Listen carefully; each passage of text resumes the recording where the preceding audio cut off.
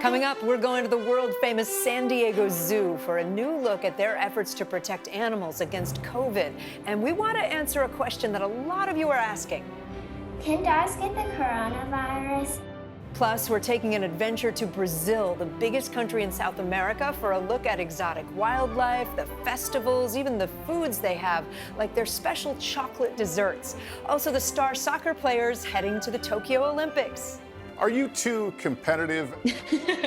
Yes, we have always been very competitive. Lester talks to the sisters who call it a dream come true, and the band making a major splash. The new music this brother-sister duo created during the pandemic and their inspiring message for other kids. And the little girl with the giant voice, her moment in the national spotlight.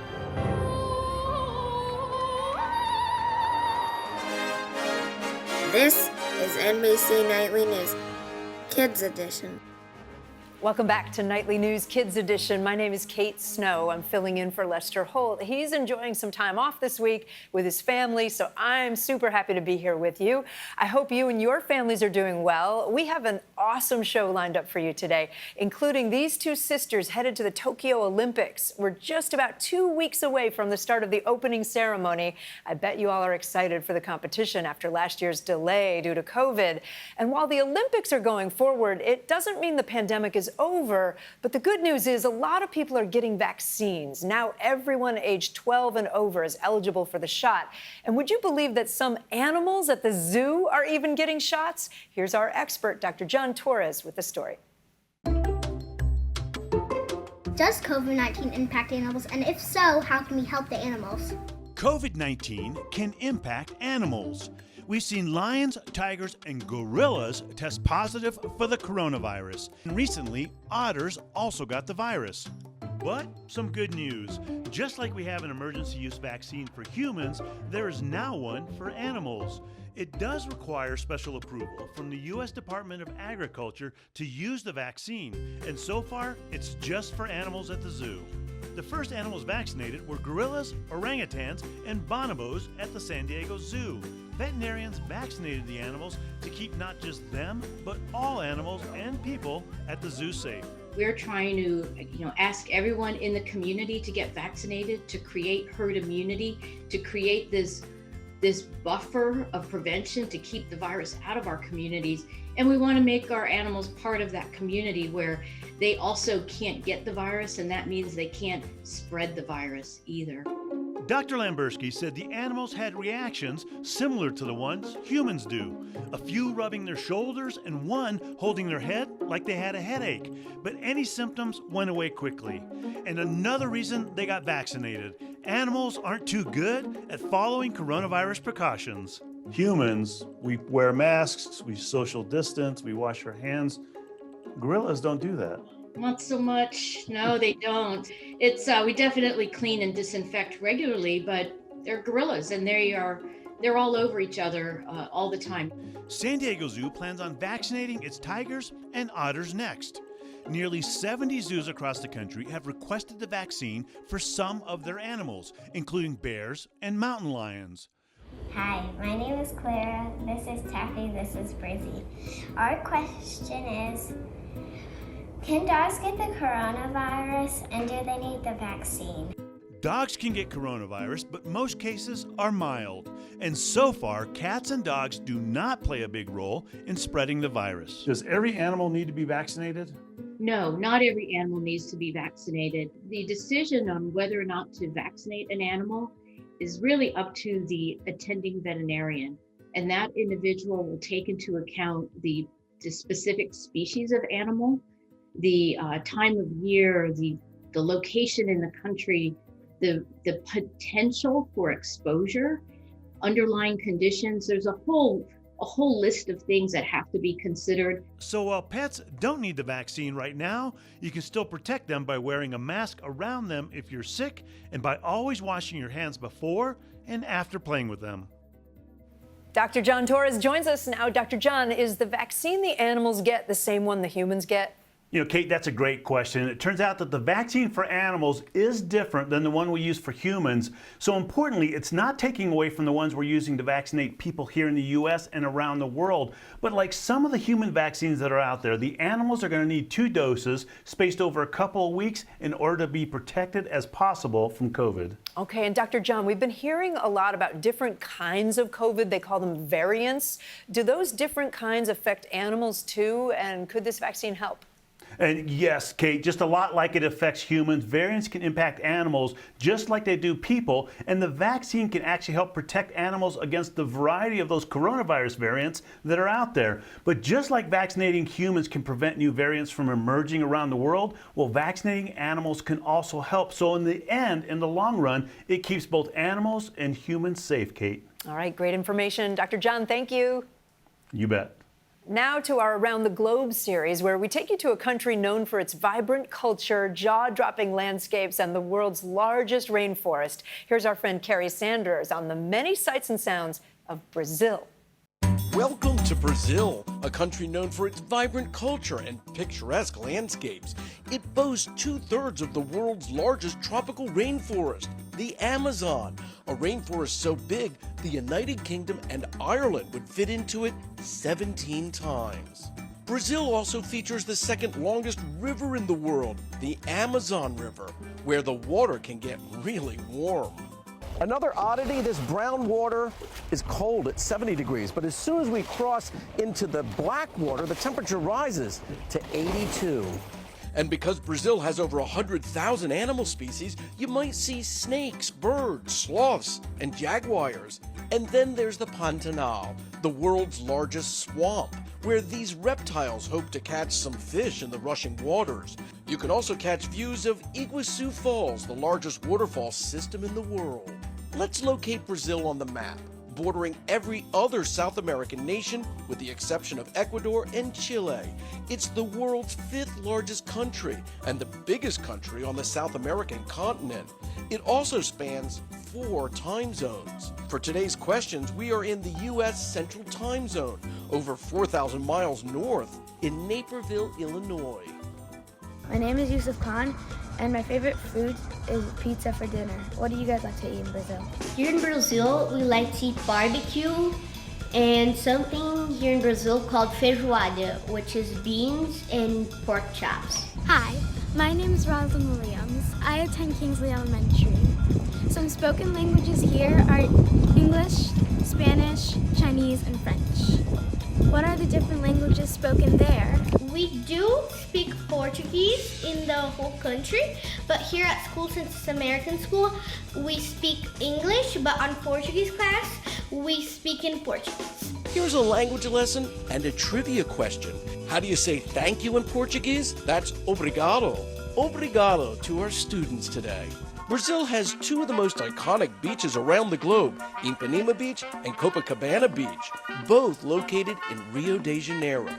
Both beaches are known for their crisp blue waters and white sands, but if you're traveling to Brazil for a vacation, be prepared to do more than just swim. You might want to pick up a surfboard and catch a wave, go for a hang gliding ride. You may even fly by one of the 7 man-made wonders of the world, Christ the Redeemer, or run into a game of volleyball right here on Copacabana Beach. Nice, senor. Just as Leicester did back in 2016, the competition does pay off. Brazil has won more Olympic medals in volleyball than any other nation. But that isn't the only sport Brazil excels in. They hold more World Cup soccer titles than any other country. And make sure you're ready for some fun with festivities like Carnival, a colorful display of costumes and upbeat dancing. More than just a big party, Carnival is actually a competition between samba schools in each city. Samba is just one of the many types of music played in Brazil. There's also bossa nova, reggae, funk, hip-hop, and forró, which is Brazilian folk music. You might know that here in the United States, we love our coffee. But did you know how much comes from Brazil? 30% of the world's production of coffee comes from the country, accounting for that hot cup of joe your parents used to wake up in the morning. Feeling hungry? While we love digging into pizzas here in the United States, in Brazil, they reach for pão de queijo, which translates to cheese bread. For dessert, you can try some brigadeiro or chocolate truffles. Delicious. For all its breathtaking views, energizing music, and tasty treats, we leave Brazil with "see you later." In Portuguese, até logo. Thank you, Carrie. What a beautiful country. This summer, athletes from around the world are going to be heading to a different country, Japan, for the Olympics. Lester Holt had the chance to speak to a pair of soccer-playing sisters making history for the U.S. this summer as they go for the gold. Christy and Sam Mewis are at the top of their game. The pair making history as the first sisters ever named to the U.S. Olympic soccer team. What's a bigger deal, being in the Olympics or playing with your kid sister? I think just both. I just can't believe that I'm going to the Olympics with my sister.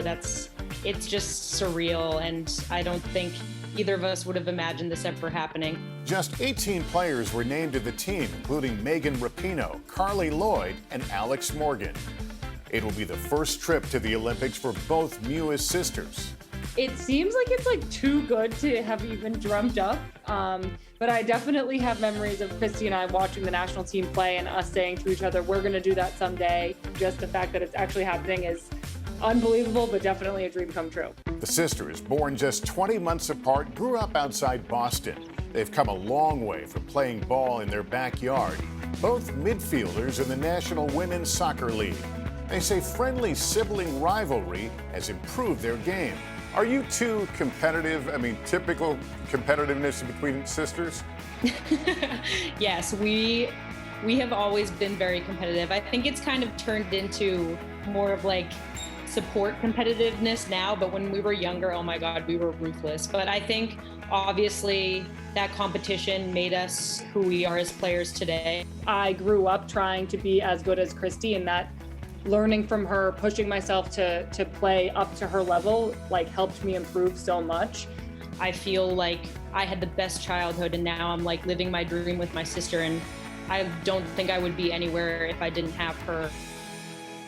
And we cannot wait to see those two out on the field. Now to our new series, Camp at Home. It's all about the excitement and fun of summer camp, but through activities you can do in your own house or yard. So today, we'll show you some really cool arts and crafts to make with family and friends. For that, we're visiting with our expert from Camp Canadensis in Pennsylvania. It's Carly Fink at Camp Canadensis, and I'm here for another edition of Camp at Home. Today we're going to be making dot art, or a dot mandala specifically today. The materials that you need are some paint, any colors and as many colors as you would like, and some household materials that you can make dots with. I picked a pencil, bobby pins, and Q-tips. The first step is to take your canvas, and your canvas can be anything. It can be an actual canvas like I have. It can also be a folder, an envelope, some construction paper, whatever you have around.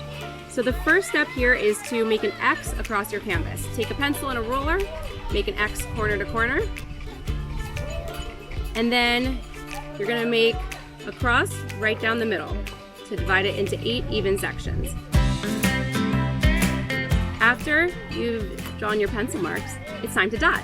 So pick your first tool, dip it in your first color, and you're just gonna make a dot right into the center of your canvas where all of the points connect. After you make the big dot, I personally like a big dot in the middle. Pick a different tool, dip it in your next favorite color, and around the big dot, you're just going to use the pencil marks to guide you on where your dots should be. So around that first center dot, I'm gonna use my Q-tip here, and I'm gonna make a dot around each point on the pencil markings. After that, it's really simple. Keep using the pencil guides to make dots all the way around in different colors. After I've used my Q-tip, I like to even fill it in with some little dots with a bobby pin. I like to open my bobby pins up so that I have some space to dot with, dip it in another color, and fill in between those dots that you just made with a little dot with the bobby pin.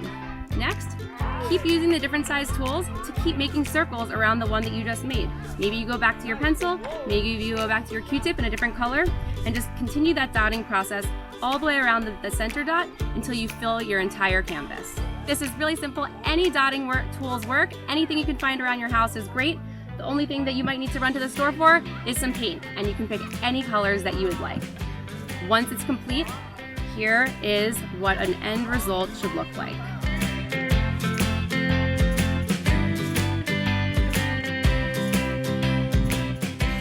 So once your canvas is dried, hang it somewhere nice in your home, put it to use. I like to use this as a coaster and put it maybe on my table at home, and you should have a great project. We will see you next time at Camp at Home. That's good stuff. Now we want to take you to an update on a story that I brought you last summer about an awesome brother and sister band from New York City. Turns out the pandemic didn't slow down their progress at all. It just gave them time to experiment and reimagine their music. Now they're taking it to a whole new level. 1, 2, 1, 2, 3, 4. The last time we met Brooklyn siblings Luca and Nika Najumi, they were making the most of a summer at home, learning how to make new music and recording an original song, inspired by their experience as kids living through 2020.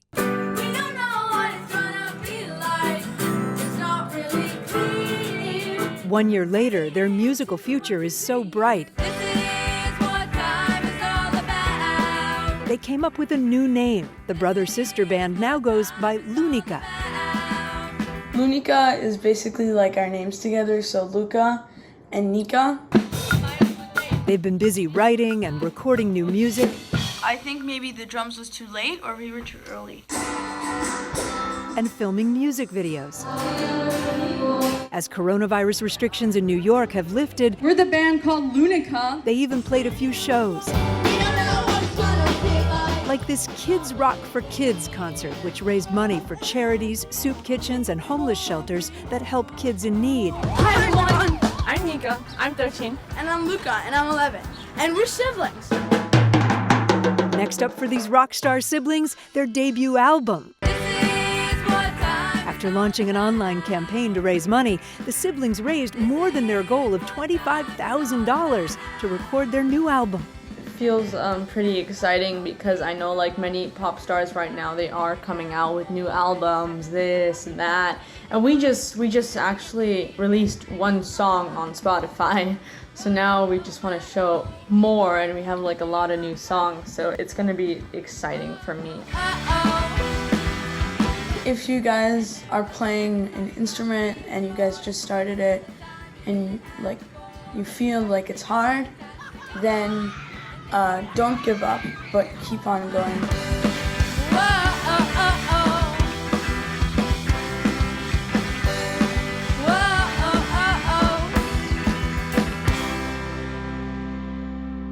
Now let's go to another inspiring artist who's captured our attention. 9-year-old Victory Brinker is living up to her name with a stunning performance on stage at NBC's America's Got Talent. I talked to Victory about her historic audition. 9-year-old Victory Brinker loves to sing, but her favorite genre may surprise you. I like to sing opera because of all the high notes and the runs and all the different languages I get to sing in. So Victory, there are not a lot of 9-year-olds singing opera. How did that happen? When I was little, I asked my mom if she could show me a person who could sing the highest note, and she showed me someone, and I said I wanted to sing opera, and 3 weeks later, I was in my first talent show, and I won it, and 3 months later, I got to sing at Carnegie Hall. She had butterflies as she entered the theater. When you were getting ready to sing, were you a little nervous? I was excited and nervous. I was nervous. But it didn't take long to take command of the stage. What did you sing? Juliet's Waltz. And does that song have any meaning for you? It's a French aria, and I love French. The fourth grader from Latrobe, Pennsylvania stunned the judges and the audience. You're angelic. You are incredible. You are a star. For a moment, Judge Simon Cowell seemed to be going a different direction.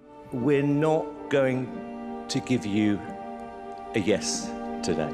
But then they did something they've never done before in 16 seasons of America's Got Talent. The host and each judge granting her a golden buzzer, which sends her straight to the final live rounds. How are you feeling about what's ahead? How are you feeling about those live competitions? Super excited. She'll spend the summer singing and just being a 9-year-old. I'm gonna be practicing a lot and swimming and riding my bike and gardening. Wow, what an incredible voice. Before I go, I wanted to take time to announce a huge milestone for Nightly News Kids Edition. This is our 100th episode since we launched the show in the spring of last year at the start of the pandemic. Thank you to all of you for watching, submitting your questions, being part of the broadcast.